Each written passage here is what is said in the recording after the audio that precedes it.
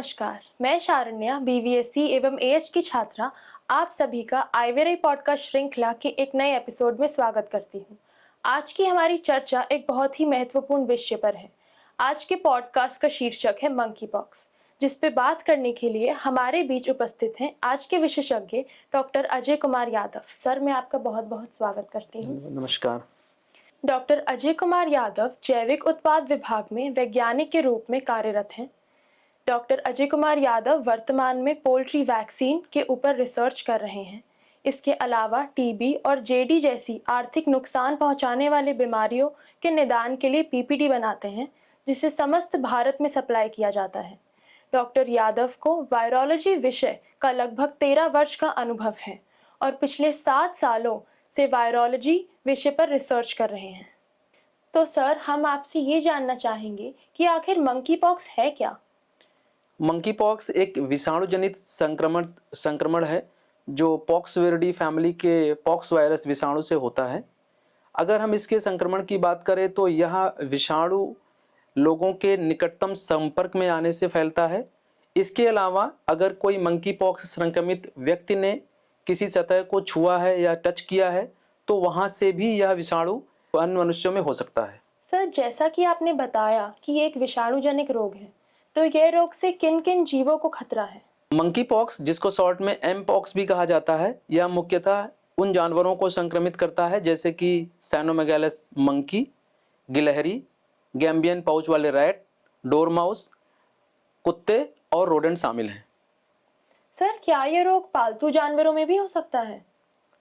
जैसा कि मैंने आपको बताया कि अभी तक इस रोग का रिपोर्ट पालतू जानवरों और पशुधन में नहीं किया गया है, परंतु यह बीमारी पालतू जानवरों और पशुधन में हो सकती है।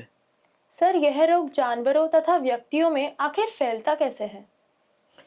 मंकी पॉक्स संक्रमित व्यक्ति के संपर्क में आने से भी फैलता है अथवा संक्रमित व्यक्ति के उस सामग्री को छूने से भी फैलता है जिसे संक्रमित व्यक्ति ने छुआ है।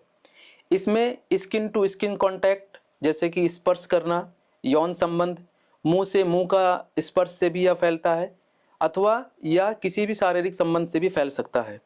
इसके अतिरिक्त यह वायरस किसी भी संक्रमित व्यक्ति के निकट बैठने से भी फैलता है, जिसमें एक दूसरे के करीब बैठकर बात करते हैं, जिससे कि रिस्पिरेटरी ड्रॉपलेट या श्वसन संक्रमण बनते हैं, जिसके द्वारा दूसरे व्यक्ति को इन्फेक्शन हो सकता है।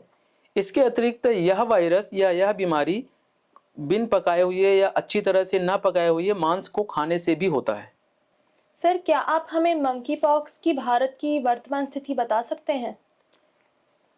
अगर भारत में वर्तमान स्थिति में बताने से पहले मैं वैश्विक स्थिति के बारे में आपको बताना चाहता हूं कि सन 2022 में WHO ने इस बीमारी को इंटरनेशनल पब्लिक हेल्थ कंसर्न घोषित किया था और वर्ष 2024 तक more than 90 non endemic country ने एम पॉक्स के या मंकी पॉक्स के आउटब्रेक को रिपोर्ट किया था, जिसमें 1 लाख से ज़्यादा लोग प्रभावित हुए थे और जिनकी मृत्यु दर लगभग 3 से 6% थी। और अगर मैं इस बीमारी के स्टेटस के बारे में भारत में बात करूं तो वर्ष 2024 मार्च तक केरला और दिल्ली से लगभग 30 केस रिपोर्ट किए गए थे, जिसमें उनके चेहरे पर चकत्ते पड़ना, उनकी स्किन की त्वचा पर, हाथों पर, हथेलियों पर या फिर उनको जननांगों पर चकत्ते पड़ना जैसे लक्षण नोटिस किए गए थे। इसमें मैं यह बताना चाहता हूं कि 18 से 44 वर्ष के जो व्यक्ति होते हैं वो ज़्यादा प्रभावित होते हैं। इसके अतिरिक्त गर्भवती महिलाएं, नवजात शिशु, बच्चे या फिर वो लोग जिनकी रोग प्रतिरोधक क्षमता बहुत कम होती है, उसमें यह रोग बहुत गंभीर हो सकता है और जिससे उनकी मृत्यु का खतरा भी बढ़ सकता है। सर, अब हम आपसे जानना चाहेंगे कि मंकी पॉक्स रोग के लक्षण क्या होते हैं? एमपॉक्स के लक्षण के बारे में अगर हम बात करें तो सबसे पहले शरीर में दाने पड़ना, बुखार होना, चकत्ते पड़ना, सिर में दर्द होना, मांसपेशियों में दर्द होना, पीठ में दर्द होना, कमजोरी महसूस होना और सूजी हुई लिम्फ नोड, ये कॉमन क्लिनिकल साइन होते हैं। इसके अतिरिक्त संपर्क में आने से लगभग 1 सप्ताह के भीतर लक्षण शुरू हो जाते हैं और ये लक्षण लगभग 2 से 4 सप्ताह तक रहते हैं। यदि हम इस बीमारी के जटिलताओं के बारे में बात करें तो इसके जो स्किन पर बने हुए घाव होते हैं उसमें सेकेंडरी बैक्टीरियल इन्फेक्शन या संक्रमण हो जाता है जीवाणुओं का, जिसकी वजह से ये घाव अत्यधिक गहरे हो जाते हैं, जैसे कि स्किन पर, जननांगों की त्वचा पर या आंख पर इसके घाव बहुत बड़े हो जाते हैं।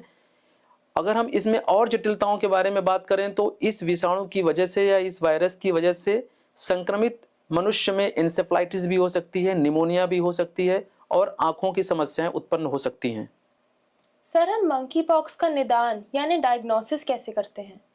आमतौर पर जो प्राथमिक लक्षण किसी भी संक्रमित व्यक्ति में दिखाई देते हैं उसके तहत हम अनुमान लगा सकते हैं, परंतु अगर हमें 100% कन्फर्मेटरी डायग्नोसिस या कन्फर्म निदान चाहिए तो उसके लिए हमें कुछ सैंपल कलेक्ट करने पड़ते हैं, जिसमें कि जो पुटिकाएँ बनती हैं या दाने बनते हैं या फिर फुंसियाँ बनती हैं उनका सैंपल लेना पड़ता है, या फिर जो जो घाव बन चुके हैं वो घाव सूख चुके हैं उनकी ऊपरी वाली परत को हमको लेना पड़ता है, या फिर उनका तरल पदार्थ भी लेकर के हम प्रयोगशाला में भेज सकते हैं।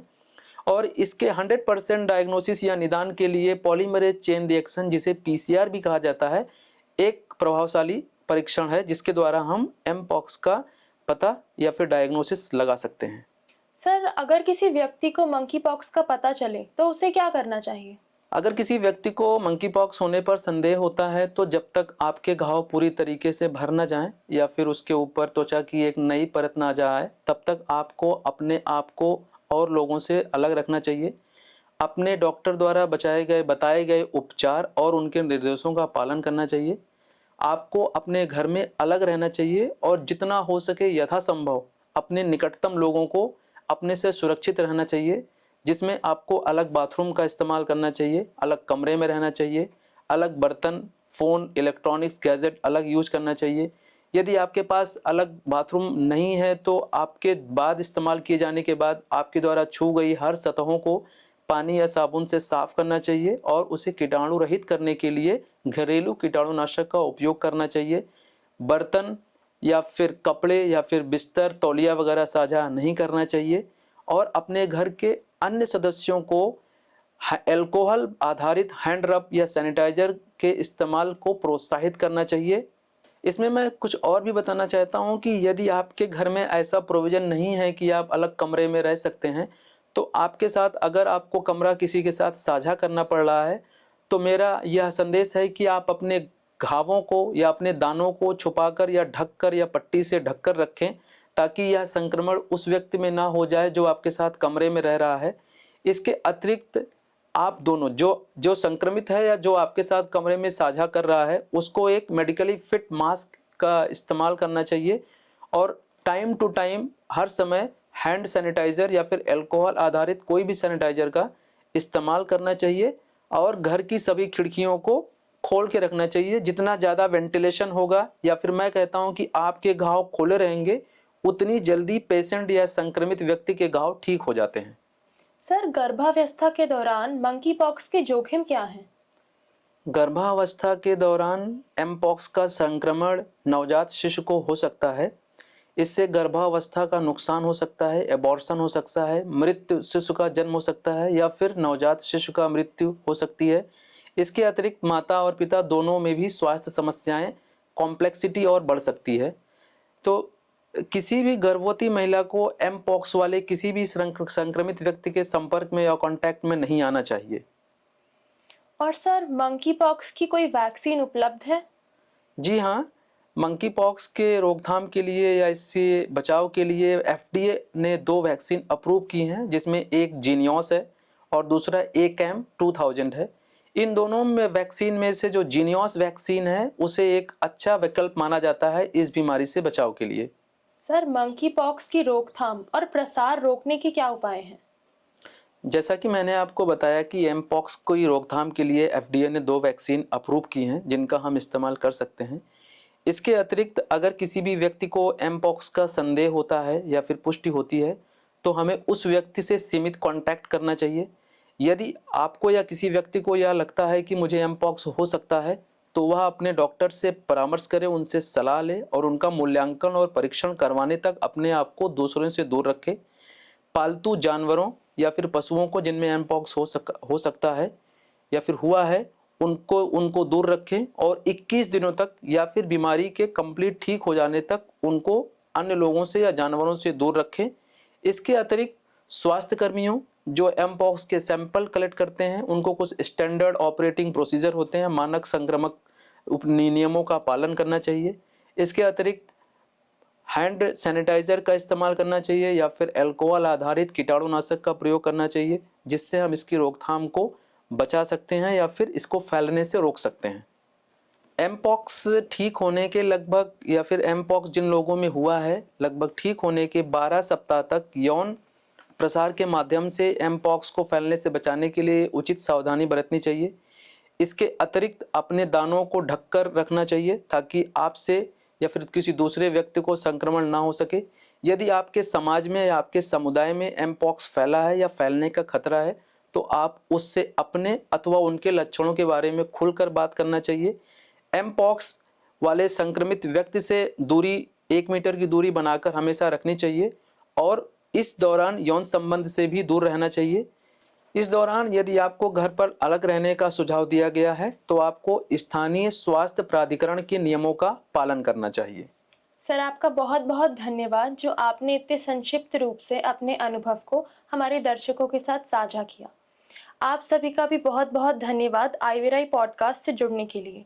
इस श्रृंखला में हम आपके साथ और भी नए विषयों पर जानकारी देने के लिए जुड़ते रहेंगे।